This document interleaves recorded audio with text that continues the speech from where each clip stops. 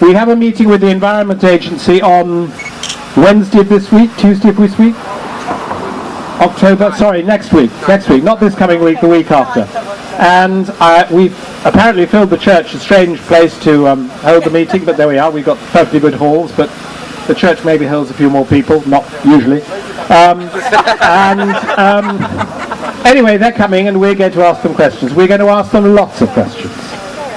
Because one of the things to be said about the Environment Agency, apart from a fleeting visit down here, when we wanted to point out to them that Cuadrilla was making much more noise than they were allowed to with their drilling, they sent someone down here, they looked at the measurements that we had taken, that we, the residents of Balcombe, had taken, not the measurements done by the company that Cuadrilla had employed, and the Environment Authority agreed, Environment Agency agreed, that they were infringing the regulations on noise, and they should turn it down or in some way muffle, and they built some sort of baffle, I believe. It still seemed pretty loud to me.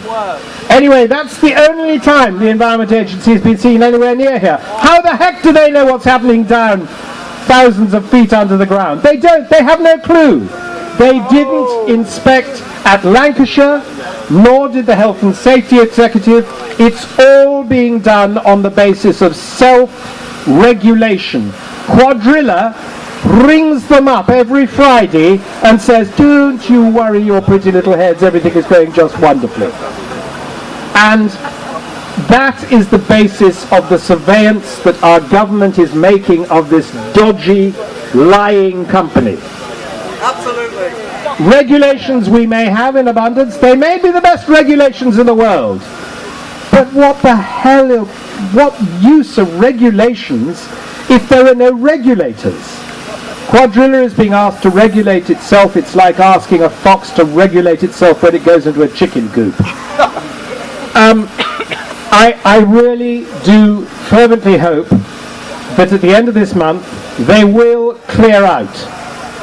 They've said they're going to submit another drilling planning application and that they want to come back here next year. By next year, as we know, the government has said they want to free up quite a lot of the regulations that are so far making it safer for the citizens and more difficult for people who want to invade their land, their privacy, their water.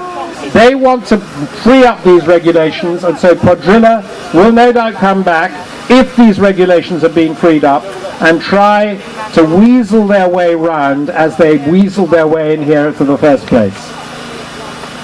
I urge you all, fellow neighbours, residents of Balcombe, residents of those towns and villages around about, we are not alone here in Balcombe.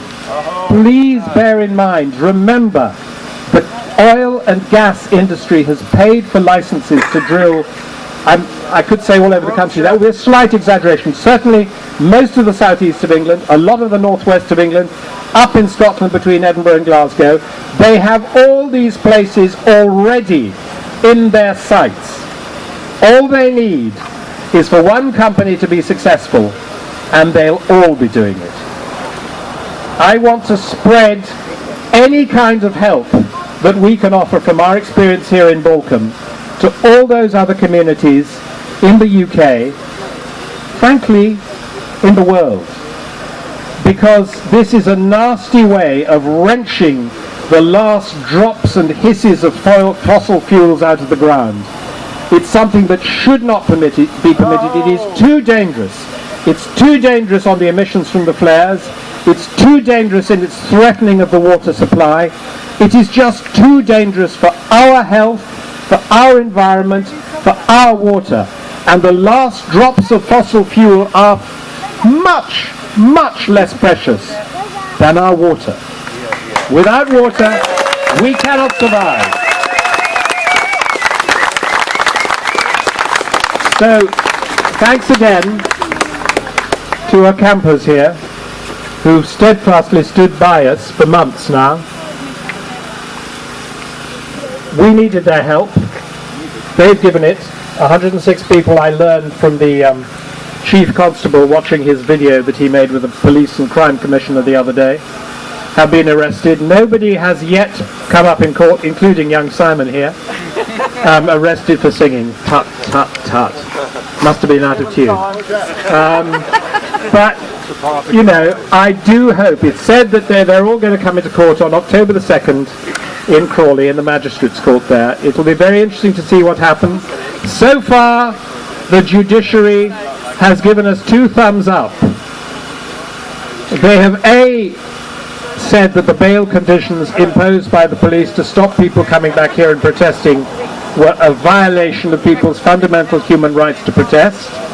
And then, in the High Court in London, was it last week? It seems like months ago, but it was probably not long ago. Monday.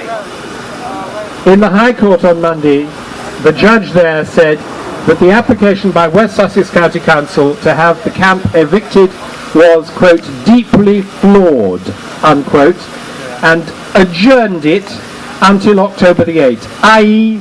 left the camp in place for the time that the camp needs to be in place for, until we fervently hope Quadrilla has gone. I would like to see Quadrilla disappear up a hole in its fundament. But unfortunately, I fear that they're going to pop up somewhere else like a nasty rash and terrify some other community. And I think when that happens, we should be ready. We should be ready to help that community as other communities have helped us. Yes. Folks, thank you very much.